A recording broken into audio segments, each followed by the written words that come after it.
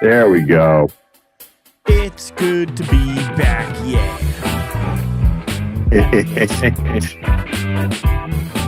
Yes, sir. Knick-knack, this, that, patty whack. Give a dog a bone.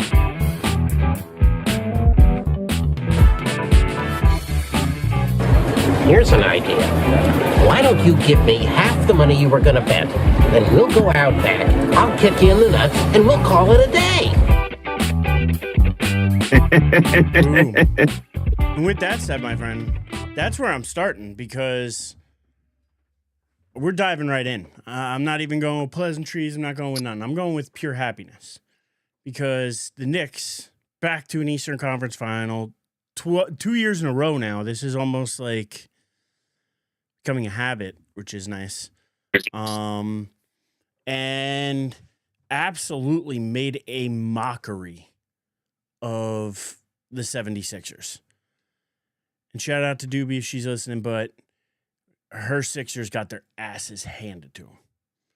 Like, it was bad. It was bad from the start. It was just, and I mean, the Knicks shot better from three than they did from the field. And especially in game 4, I think it was like 57% they shot from three or something stupid. I mean, just absolutely beat them. And not just on one side of the court, on both sides of the court. Like, they easily in that last game could have held them to under 100 if the starters were still in and they gave a damn. And they weren't up by 40. You know what I mean? Like, they're doing it on both sides. This is the largest by far margin of victory for any playoff team in NBA history so far. They've only lost the 2 games they've lost by a point. They're, I think, like a plus 197 I heard in the playoffs so far. Actually, what I saw, they're like around plus 197 or something like that. But like their point differential through the first 2 rounds of the playoffs is like, if I'm correct, is the highest in NBA history. Yep. That's been tracked since like the mid or late 80s. Yeah, no, highest. Yep, by far. And I saw somebody say this, and I think you would agree with it. And I thought it was a really good point. Potentially the best thing that happened to the Knicks was going down 2-1 to Atlanta. Like, that was a full-blown wake-up call, and they straight up, since then, have looked like the best team in the playoffs. I don't know, tough to say because the Thunder did sweep the Lakers. I'll say that. I got Luka, LeBron, like, you know, it's... I think one thing, when it comes down to watching, like, because I've watched some of the Thunder games, and they literally do everything they possibly can to draw fouls. Like, their offense is more about trying to draw, blocking fouls. They're the biggest, some of the biggest floppers in the league. I'm just stating that as fact. The Thunder flop so badly. Oh no, SGA is like he's definitely learned from LeBron on the ways to flop, for sure. It's disappointing. Like, it really is, because like they have talent, and I don't think they need to do that in any form or fashion to still be as successful as they are. And it's like, it's just what they want to do. It's just their style. And it's kind of sad, if we're being honest. I agree. But and that's why, listen, I hope that Knicks aren't floppers though. I don't know if you've watched them. They play a great brand of basketball. I love the way they're playing right now. No, if you're a Knicks fan, you should be proud of what you're watching. Look, I mean, as a Philly fan though, so let's go there, because we can all agree that the Knicks kicked ass. They looked awesome. That was great. But let's go to the fandom of it. How do you and knowing what New York came in and did last year in their building and the way they took it over, even if your team is going to lose, how do you let that become a Knick place? Like, how do you let them take over 60, 70% of your arena. Like, how does that happen in what used to be known as one of the greatest sports cities in the country? You know what I mean? Like, they were right up there. People talked about their fan base. They were a rabid fan base, and people were scared to go to games if you weren't from there. You know, people were thinking about the jails that they used to have downstairs, and the fights that used to break out and all sorts of stuff. Where is that Philly passion? Where'd it go? Where'd it go, Dave? Because it's not like they've been in the doldrums forever. I mean, basketball-wise, kind of, but like football-wise, they've won recently. Baseball-wise, I mean, they've been good. Won in, I think maybe their last was 2008, so it's been a little while for baseball too. But still, proud sports city of blue collar, which you used to think was a tough place to go and play. Do you feel that way about Philly anymore after what you've seen from them the last couple of years? Especially the fans? I mean, look, if there's one thing we know about Philly fans, no matter what sport it is, right? They love you when you're doing good, but when you lose, they trash all over you. And it's been consistent for God knows how long, right? I mean, the Eagles win the Super Bowl and Eagles fans love them, but they get knocked out in the first round and they're questioning whether or not they should, try to find a new quarterback instead of Jalen Hurts, right? Like they are the Say definition. What you will. He may be a running back playing quarterback, but the man has a Super Bowl MVP. Oh no, I'm not talking from my personal perspective. I'm just saying, even from a Philly perspective, wanting him out of there for whatever reason because he didn't, whatever with AJ Brown and the falling out and people just not wanting to be all about. Apparently, like Jalen Hurts is too much about winning and not about everything else, and some people get offended by that, like AJ Brown. If that's the way they want to be, and you want to get him out of town, I'm sure somebody else would love to have a Super Bowl MVP quarterback come in and help them out, whether or not and make their running game a two-headed monster too. You know what I mean? Like, and push around their team too. You know what I mean? Like you could do it any which way. If he ends up with somebody else, you're going to, are you better with the devil you know or the devil you don't know? You know what I mean? Like it's, yeah. And the guy, like I said, it would be one thing if he had been knocking on the doorstep and not got him there. No. He got them to the promised land. Got him there. I don't know. I just don't get Philly fandom right now. I mean, he got him there twice. Yeah. And 1-1. Yeah. Yeah. And like the team that they lost to was led by Patrick Mahomes and the Kansas City Chiefs. Like, I mean, if you're going to lose the Super Bowl, like that's, Yeah. There's other teams you could lose to that are much more, which would make you much more depressed. But, I think overall, right, if you look at the Philly fan base, it's just kind of natural for them. But I know I thought the video that I saw the one woman on their news channel, doing a report after the game, and she just gets swarmed by Knicks fans, is probably one of the funniest things I've ever seen, and just blatant disrespect for what Philly ownership and members of that team were hoping to see in their arena. And I couldn't have enjoyed it more, honestly. Look, I don't root for the Knicks, but I will never root for a Philly team. So I was rooting for the Knicks. And the one thing I'll say about the Knicks fans so far, because I've seen what they've been doing out on 7th Avenue and whatever, I'm appreciating that it's been kept civil so far. And everybody's just having fun with it. It hasn't turned into like any kind of like burning down any cars or knocking down light posts or doing anything weird. They're just having fun, taking to the streets, just celebrating with each other. And I think that's cool. So I hope they keep up that energy. And yeah, because, and that's whether they're home or away, they show up there on 7th Avenue. You know what I mean? Like, so that's cool. And a cool sight. So I hope that they keep that up and keep that fandom rocking, because right now it's about as good a time to be a Knicks fan as it's been since 99.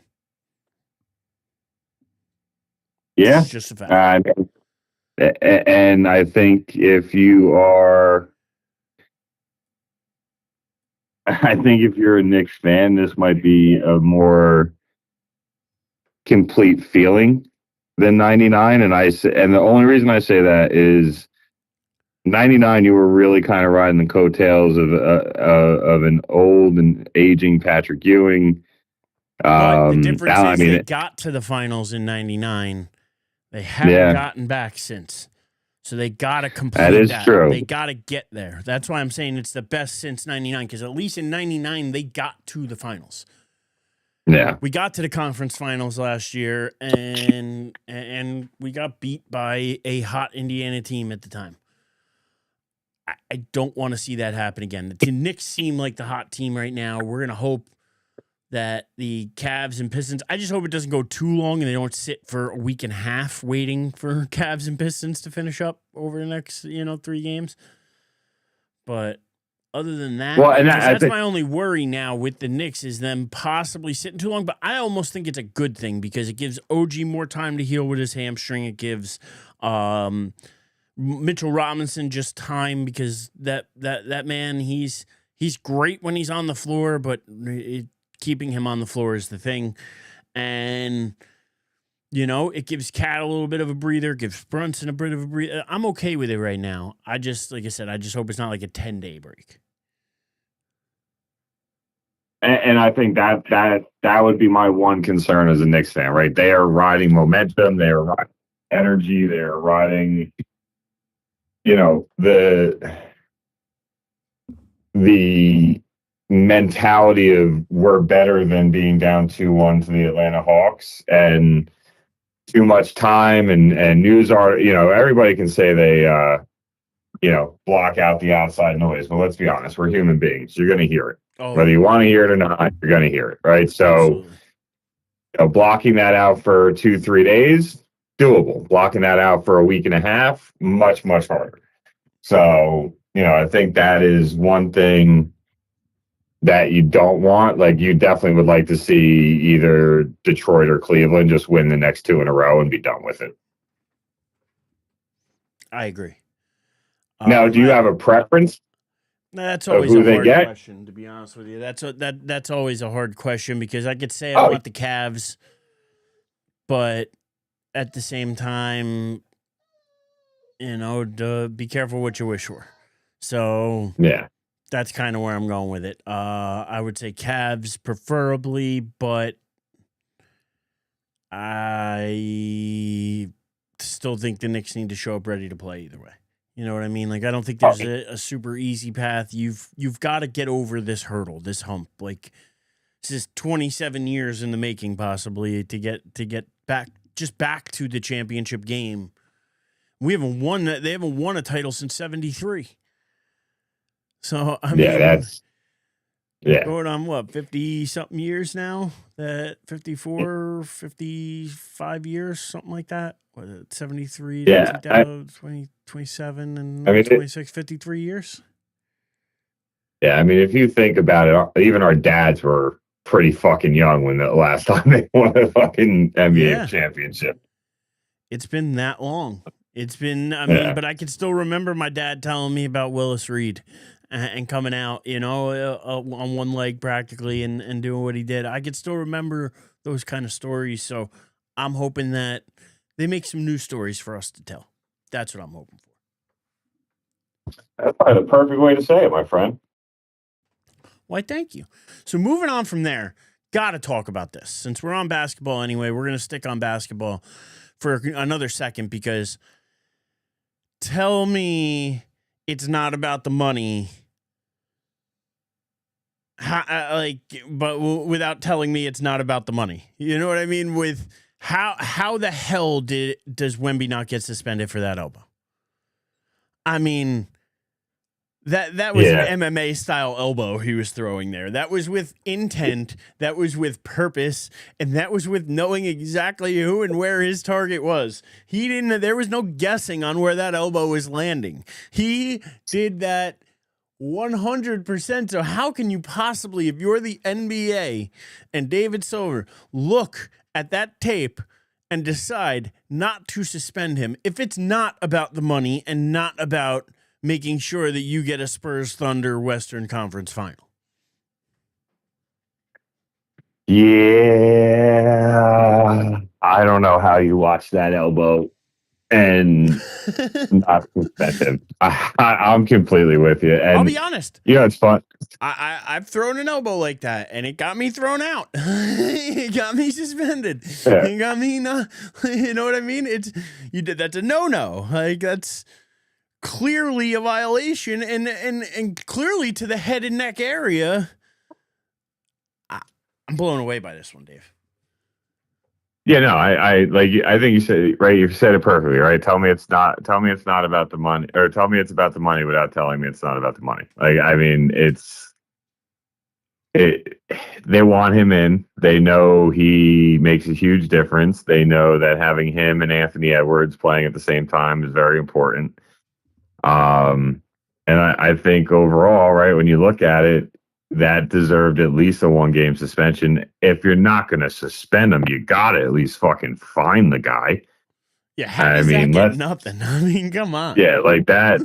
And like, one of the, like, I think back, right, and this wasn't even near as egregious yet simultaneously probably more offensive when what's his name on Philly spit on Dak Prescott, right, and he got kicked out of the game. Jalen Carter, right? Not even before the first play of the game, he gets kicked out.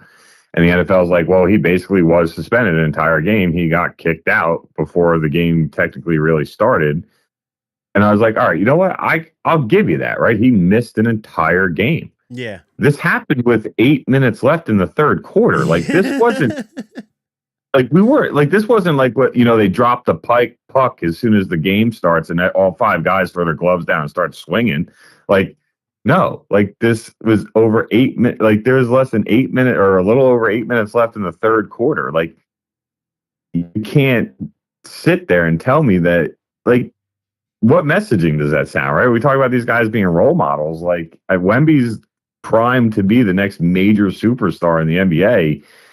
You got to hold everybody accountable so that the kids growing up watching them know that, hey, even if I'm as good as him, I can't do things like that. Like, that was embarrassing. If I'm the NBA, that's embarrassing. Absolutely. I just had to bring it up because, I mean, that was just so egregious. And to look at it and be like, all right, so Wemby's going to miss next game. And then when the NBA comes out and they're like, no, we're going to forget that happened. We're going to give him a mulligan. It's like, wait, what? Yeah. Nobody else in the league's getting that treatment. Wemby's getting that treatment. Yeah, no. And I mean, I think the series itself is a good series. And, like, I don't want to take away from that. Like, Anthony Edwards' performance on Mother's Day was a special one by him. Well, I mean, him coming back from injury so much faster, too. Like I said, he had to have taken a quick flight to, like, Europe or something and gotten a quick spin on the platelets or something because he was back way faster than they ever thought he would be. And that's the only reason that this is a series, too. Like, without him, This isn't a series. This would have been over. It would have been 4-0. We'd have the Thunder Spurs. But it's Ant-Man, and it's the will of this team. I'll tell you what, they're a scrappy bunch that are playing for each other. And the Timberwolves are a team that they're playing like a team. And they're rallying behind Ant-Man. They're doing it, and it's something to see. I got to be honest. They're an interesting team to watch, a fun team to watch. Yeah, no, and it should. I mean, I wouldn't be surprised if that series goes 7, which probably hurts them knowing that you got OKC getting rested up and ready to roll, and now that OKC has a couple years of playoff experience. Yeah, it should be interesting. But the OKC much rather Minnesota win. The ways of the flopping. Yeah, they definitely rather see Minnesota win this because San Antonio is a problem for them all year long. So, and then since we're on NBA, just really, really quick, we don't even need to dive into anything other than yes or no on this. LeBron James, he's playing again next year, right? Yeah, absolutely. Okay. I agree with something I heard. I think he's playing 2 years. I think he wants to get 25 years in. I think he wants a quarter century in. I think he wants that for longevity to put a feather in the GOAT cap. Yeah. That's what I think. Yeah. Personal opinion, just throwing it out there again. We don't got to dive deep, but that's just how I feel on it. Yeah, I wouldn't be surprised. I definitely think he's playing this coming season, and I wouldn't be surprised if he does at least one more. But I'll say one thing. I mean, I saw people debating it earlier today. You know, was his tenure? You know, was his time in LA a success? And to me, no. Like, I'm sorry. Like, I just don't. You go there. You get Anthony Davis. You have the two of you and some talent. You know, some decent players on your roster. And out of the 8 years he's been there, he won one NBA championship, and that championship was in the bubble, right? He was swept this past year and swept another time in the Western Conference Finals. He's been knocked out in the second round every other year other than that. So, like, he has 2 Western Conference Finals appearance, 1 NBA Finals appearance with winning the ring in the bubble. And other than that, he never got out of the second round in LA. Now, this year, obviously, you know, you kind of get a shit end of the stick, right? You end up in a position where, you know, your other superstar, Luka, you know, hurts himself and can't come back. Like, Luka's not even playing in the FIBA World Championship this year because of the injury. So, like, I just, you know, I'll give him a little bit on that. And I mean, yeah, I just saw it now, right? In 10 games in the playoffs, my man averaged 23, 7, and 7 at 40 years old. Like, are you kidding me? That's insane.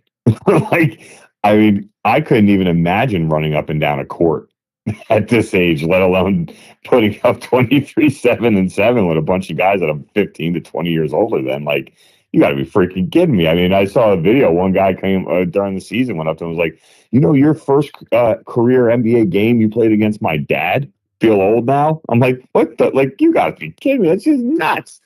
So, I mean, I do think he has one more, probably 2. I'm just curious. I don't know if he stays in LA. I saw some people talk about. Go to your point real quick before we get off it. I'm going to disagree with you. And I think it's going to come as a surprise to you that I'm going to disagree, but I'm going to call his Lakers tenure a success by LeBron standards. Because he won what? 1 out of 3. Yeah, you know what I mean? He got to 1. He won the 1 he was with there. So, I mean, like, everywhere else, he has a losing record when it comes to championships. Everywhere else, you know, there's something you could say where you're like, he actually lost. Here, he won the 1 he was in. He made 2 other Western Conference Finals. And I'm going to say his Lakers tenure, based on LeBron and his tenure in other places, I do think that this was a success with the Lakers. I think he got what he wanted out of it because he's gotten more of his production companies and his other things. He's gotten his deals and he got the things he went to LA for, along with getting another ring. So he got the ring. And he got all the other shit that he wanted to get because that was part of the reason he was going to LA, especially, you know, with the Space Jam movie and all that, with all his production and stuff and the stuff he wants to do outside of basketball that he's trying to set up. That's all stuff that he made possible because he went to LA. So believe it or not, even though it wasn't the super success we would want it as fans to be on and off the court, I think when LeBron looks back, I think he's going to look at this as a successful time with the Lakers in his life. I do. You know, it's funny when you say it to LeBron standards, right? So this was his 23rd season, right? He's got 4 rings. So that basically breaks down to 1 ring every 8 years. 8 years in LA, 1 ring. So I mean, that would fit LeBron standards. It's LeBron standards right there. So again, I can't hate on the guy for hitting his own standard. That's a nice little twist to put on it. I'll give you that one, my friend. So just throwing it out there. I thought I'd surprise you with that a little bit because I'm like, I bet you he thinks that I'm just gonna say, no, I'm gonna hit him with one. I actually. Oh, did I lose you? No, I got you. Can you hear me? Yeah, I got you. All right. So now that we've hit the round ball rock, I think it's time we pop on over to the NHL. Because that's got a couple of teams in it as well, much like the Knicks and the and OKC in the NBA. You got two teams in the NHL, in the Avalanche, who are up 3-1 over the Wild, and the Hurricanes, who swept the Flyers. And by the way, those Philly teams getting swept. No. There's an interesting statistic for both Philly teams getting swept. It is the first time in history, sports history. I don't know why we just got a whole bunch of balloons, because they are celebrating this Philly fail right here. I think that's why we just got the balloons. This Philly fail is. You could just tell it's our. You can tell it's our street, because we always celebrate Philly fails. Philly fail right here. They're the first city ever to get swept in both like hockey and basketball at the same time. Like first team ever to get swept. Like where the Flyers got swept, Sixers got swept. Never happened before. Where it's never happened to another city. First time it's happened to a city where both teams have gotten swept. That's awesome. What a great category to be the first in. Right? So just had to throw that out there and celebrate a Philly win with a Philly fail. But that being said, Hurricanes absolutely rolled past the Flyers. And like we talked about last week, they seem to be a team on a destiny. Seem to be a team that, like, they haven't been able to get over that hump, right? We've talked about it, and this could be that year, right? And if it's not, coaching change, like we've talked about, like what do you do at that point? Like what else can you do? Yeah, I mean, I know the Philly fans for the Sixers, they were screaming, ownership needs to get rid of the GM, and they got to get rid of the coach, and they got to do this, and they got to do that. I haven't heard as much about the the Flyers saying that, or Flyers fans saying that, but like, holy shit, man. Like, that is such a great little title or category to be the first. I'm so proud of it. That makes me happy. It really does. But do the Hurricanes get happy and finally get that Stanley Cup? I mean, like we talked about last week, right? I don't know if they're going to be able to beat OKC if they come out of the West. But, or OKC, oh my God, sorry. I don't know if they're going to be able to beat Colorado if they come out of the West, but I definitely think they're going to take the East. I just don't know if they're going to be able to come, take out Colorado, the Avalanche, like we talked about. That's going to be a hard one. Tis. I'm trying to see when was the last time.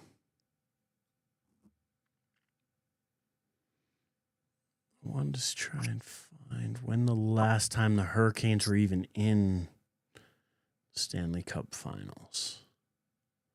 I don't know if have they ever even been. That's what I'm wondering. I'm trying to figure that part out. I don't know if they have. Just on a quick glance. Carolina Hurricanes won a Stanley 2006. Cup. 2006. Just found it as well, right? Yes, sir, against Edmonton. So 20 years since they've last won a cup. Yeah. They doing it this year? They doing it? Are they or I mean, listen, to be honest, Avs are up 3-1, and the Avs have been the best team all year.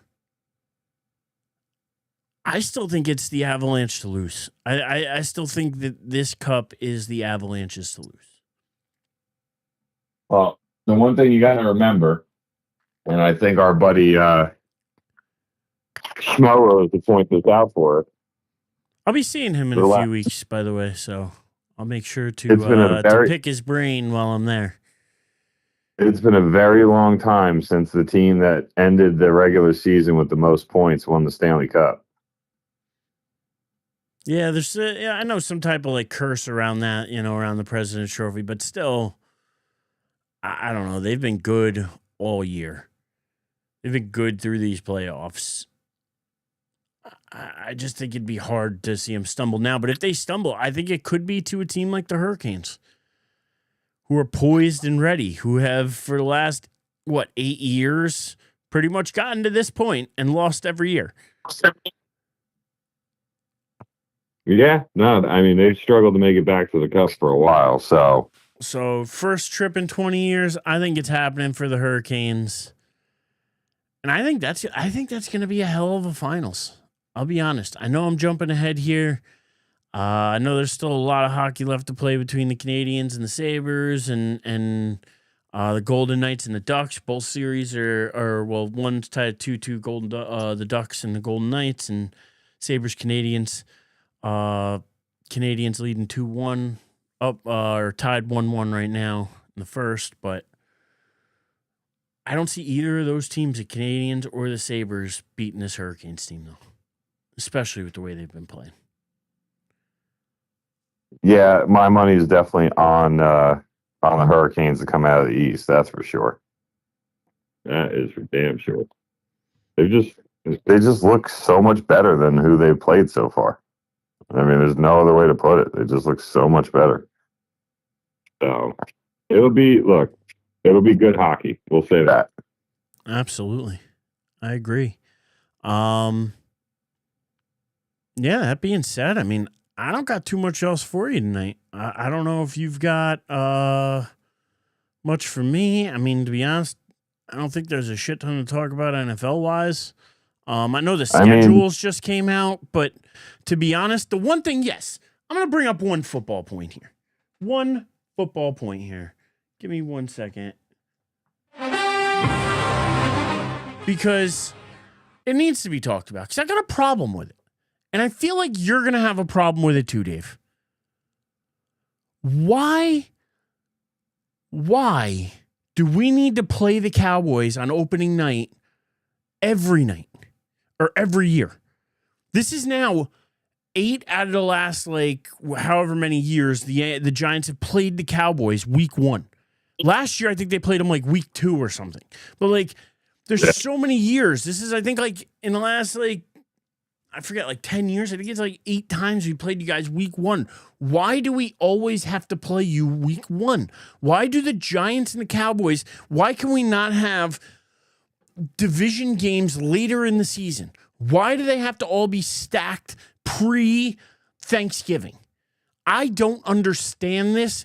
And I'll be honest, as a Giant fan, it bothers me. Not because I'm worried about playing the Cowboys week 1, but just because I want a little bit of a build-up before I play the Cowboys. How about having a little bit to it other than it just being week 1? It frustrates me to see. I got to be honest, when I look at the schedule, it frustrates me.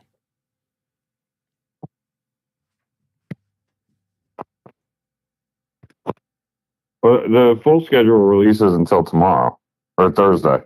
Yeah, full schedule release. But I'm saying what I know is that the Giants are playing the Cowboys week 1 on Sunday night. It's a Sunday night game. Yeah, and Dallas Philly is the 4:30 game on Thanksgiving, and Dallas plays Baltimore in Brazil in week 3. At least you didn't get the Christmas game this year, or it's just too much. Just stop it. Shouldn't division games be played more when they matter? I'm not saying every division game has to be stacked at the end of the year, but do we have to always play the Cowboys this early? Yeah. So I just Googled it. So they've played a total, which I don't know how this is true, but they've played a total of 11 times in week 1, 8 times since 2012. Yeah, 8 times since 2012. That's the stat I heard earlier. So in the last 14 years, 8 times. More than half of the time we are opening up with the Cowboys. Why? Well, I mean, technically it'll be 9 times because it's still going to be 2026 when they play. Yeah, true. But still, but why? I mean, look, I think there's a lot of hype behind the Giants this year, right? Like, I think a lot of people have a pretty high expectation of the Giants. The Cowboys, they're pretty much going to do everything they can to put them in a primetime game because of the ratings that they draw, right? Even if you hate the Cowboys, you want to watch just so you can watch them lose. So they know the ratings are going to be there. You got the big market New York team, not the little brother Jets team, right? So, I mean, and it's at MetLife Stadium. The other thing that you need to think about too is that, and I cannot believe I'm actually going to say this year is the 25-year anniversary of 9/11. Yeah. And when it was the 20-year anniversary, the Cowboys opened up week 1 against the Jets.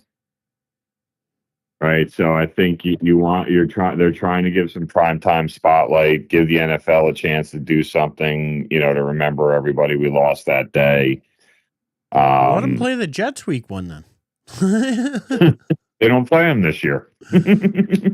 Special reunion game. They played them last year, so they don't get them this year. Nah. But still, I agree. The Giants got the Giants got the Cowboys in what, week 2 last year? And week 1 the year before. Yeah, but that's what I mean. So even when we don't get you in week 1, we still get you early. Like, why do we always have to get the Cowboys early? Why can't we play the Cowboys like once in October and then once in December? Like, why can't we play them like we play the Eagles or like we play Washington or like we play the other teams in the division? Why are the Cowboys always the early season game? That's, to me, just, it is what it is. But bothers me. 8 out of the last 14 years proves my point, though, that I think the NFL, whoever's coming up with this scheduling, you need them to be a little bit more innovative, a little bit more creative. That's all. That's what I mean. Like, even a Giants-Eagles game week 1 would draw you massive ratings, especially with the hype of the Giants going into this year. It would draw you massive ratings. Like, I don't have an answer for you, my man. And in all honesty, I think you would probably 100% agree with me on this. We wait 7 months for football to come back. If your team doesn't make the playoffs, you wait 8.5 months to watch your team play again. I really don't want to wait till 8:30 on the first Sunday of the season. I want to watch my team. I want to watch them at 1 o'clock. I'll take the Thursday game for the week 1. Like, I want to watch my team as soon as possible and then be able to enjoy the rest of Sunday. You don't want to have to stay up until midnight to, you know what I mean? Like, work the next day. Like, why? Yeah. And I know this is just the old man in us now that, years ago we'd be like, yeah, the Giants are playing the primetime game. Let's go out. Let's do that. Now we're like. That's what I was going to say. We'd be like, what bar you want to be? Yeah. Now it's like I want to go upstairs and try to catch a shower during halftime. Yeah.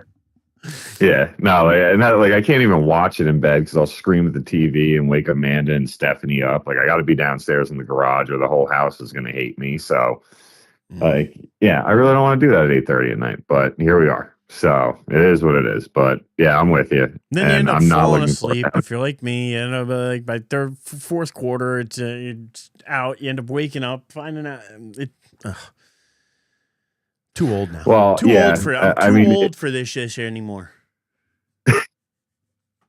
Getting too old for this shit, Eric. I'm getting too old for it. Too old. Well, that being said, I am getting hungry too. Speaking of getting too old. Speaking of getting too old, it's also my dinner time. So it's time for dinner and Betty bye. I think it's time for dinner and a show before. Oh, dude! Really quick, I'm not going down our shout out to Mike. I'm not going down this path, but I cannot wait to watch Punisher: One Last Kill on Disney Plus tonight. Nice. I have not seen it. Yeah, I have not seen it. Supposedly it's the most bloody and violent thing Marvel's ever released. All right. Well, listen, then I'm hopeful for it because maybe that'll lead to more things like Blade or whatever that never seem to get off the ground. So, yeah, I'm all for it, man. And yeah, I'm gonna check it out too. I haven't checked it out yet, but I probably will be this weekend. Oh, you won't regret it, my man. You won't regret it. At least I'm hoping. At least I'm hoping neither one of us regret it. I should say. Well, I hope not. And well, until next time, when you can give us a review on The Punisher, where can they find you if they want to bother you and find out what you thought of it? Yes, sir. You got D Hastings 23 on Instagram, David Hastings 23 on X, formerly known as Twitter. And they don't need to know my actual house address, so that's all they get. Nice. Well, like, subscribe, follow, share, do all those free fun things for us. We appreciate it more than you know.